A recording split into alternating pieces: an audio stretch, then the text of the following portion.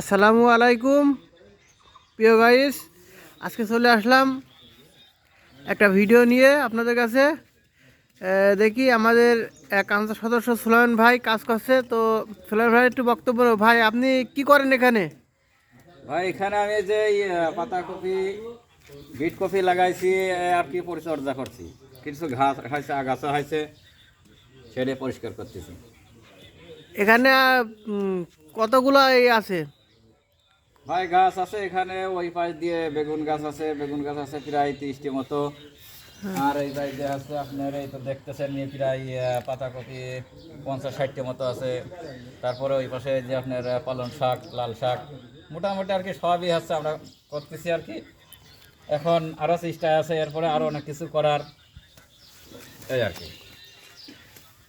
পাতাকপি তো দেখতে খুব সুন্দর লাগছে, তো এগুলো খাওয়ার উপযোগী হবে আর কয়দিন পর? হ্যাঁ ভাই, পাতাকপি আসলে খুব সুন্দর হয়েছে। আপাতত কিছুদিন সময় লাগবে, আমার মনে হয় ইনশাল্লাহ আরও 20-25 দিনের মধ্যে আর কি আমরা খাওয়ার একটা উপযুক্ত পর্যায়ে যাবে আর কি। তাই। প্রিয় দর্শক, দেখতে পাচ্ছেন পাতাকপি আছে, আরও আছে, অনেক আছে, ভরপুর হয় পাতাকপি আছে।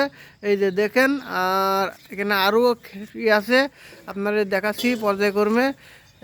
বেগুন গাছ আছে এখানে, বেগুন গাছের পাশাপাশি শাক সবজি আরও আছে। এই পাশে আছে পালন শাক। এই যে পালন ক্ষেত, আমরা এখন চলে আসলাম পালন ক্ষেতে। পালন ক্ষেত তো প্রচুর মানে পালন শাক। হ্যাঁ সলমান ভাই, হ্যাঁ এই ভাই। পালন শাক আছে, আবার লাল শাকও তো আছে দেখছি। হ্যাঁ ভাই, লাল শাকও আছে। আসলে কথা কি, আমরা আসলেই যা চাষ করতেছি আসলে পরিশ্রমের বিষয়টাই সবচেয়ে মুখ্য বিষয়। যত্ন করলে সব জিনিসই হয়। যেহেতু আমরা আনসার সদস্য, আমরা সব কিছুই করতে পারি, বুঝলেন না। তা আপনার এই পালন শাক লাল শাক খাতে তো অনেক সময় লাগে, কতদিন মেহেন্দি খাবেন এগুলা? এখন আছে আপাতত 2 সপ্তাহের মধ্যে ইনশাল্লাহ ফুরিয়ে যাওয়ার সম্ভাবনা আছে। আর এই যে আপনার পালং শাক আছে, ওই কটা হয়তো বেশি দিন সময় লাগবে, একটু বড় করে খাওয়াটাই উত্তম এবং ভালো। হ্যাঁ, এটা শাকে ভরপুর। হ্যাঁ, শাক আর শাক। ইনশাল্লাহ ভালোই হয়েছে, সবই আল্লাহ পাকের রহমত।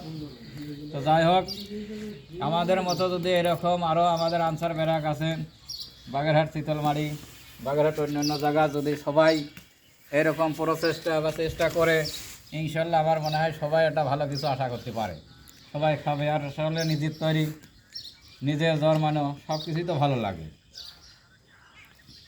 আচ্ছা ঠিক আছে, তো ভালো থাকেন, আবার দেখা হবে কোনো এক সময়। ইনশাল্লাহ।